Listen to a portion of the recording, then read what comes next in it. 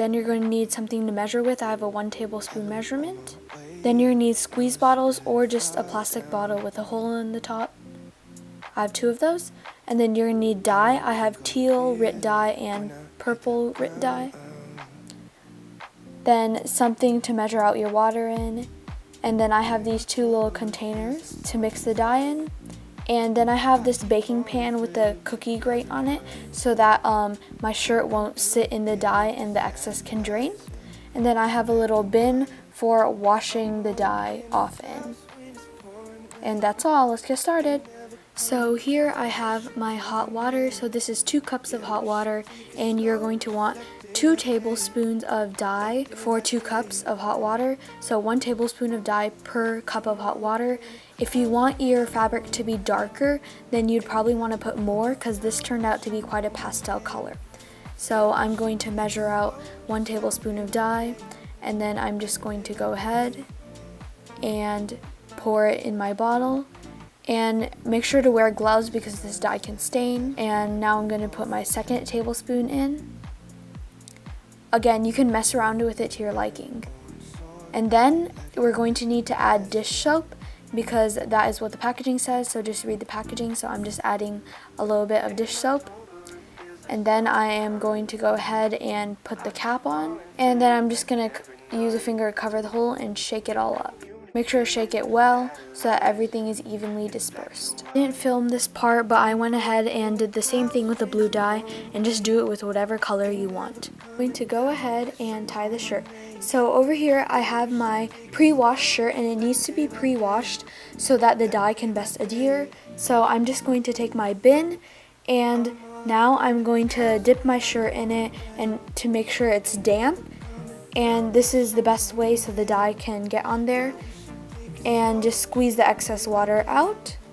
Okay, and now that my shirt is damp, we're going to go ahead and make your design. So I would like to do a spiral design. So what you do is you flip your shirt over to the back this way that the best side of the spiral will come out on the front, and you start twisting with your fingers all around the middle to get your spiral shape, and then you just secure with rubber bands all around like this. And you may need someone to help you. It is finally time to tie-dye.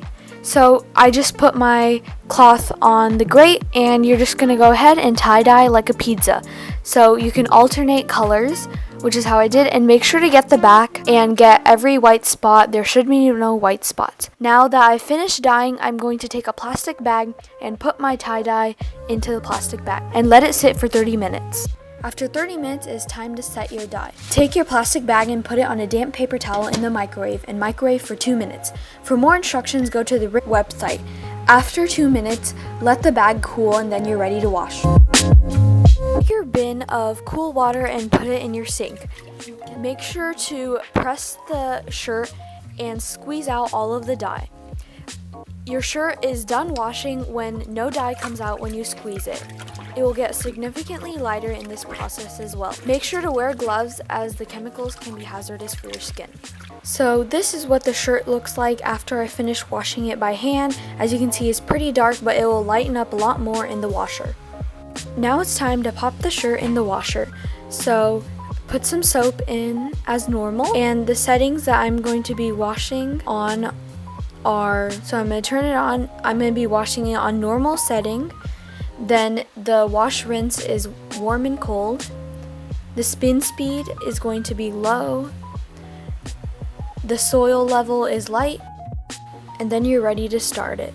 The last step is drying. After the washer is done, put your tie-dye piece in the dryer on normal, and that's it. Here is the finished product. I think it turned out super cute and pastel, and I love the way it looks, and I'll definitely wear this a lot. If you guys are not going for a pastel type of look like me, one thing I'd recommend is use more dye to the same amount of water that I used, and you'll get a darker effect. But that's it.